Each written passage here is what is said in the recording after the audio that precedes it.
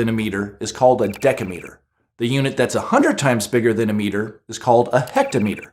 And the unit that's 1,000 times bigger than a meter is called a kilometer, or a kilometer. But this system also has prefixes to define units that are smaller than a meter. The unit that's 10 times smaller, or 1/10 of a meter, is called a decimeter. The unit that's 100 times smaller, or 1/100th of a meter, is called a centimeter. And the unit that's 1,000 times smaller, or 1,000th of a meter, is called a millimeter. Get the idea?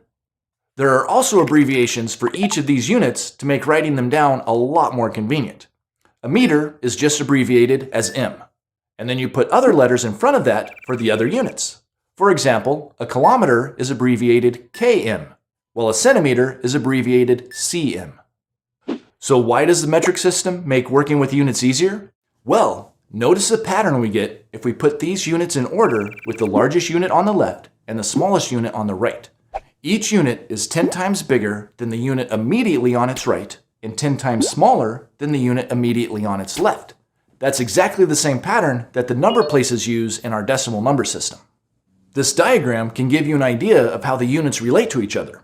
For example, 1 kilometer is the same as 1,000 meters, and 1 millimeter is the same as 0.001 meters, or 1/1000th of a meter.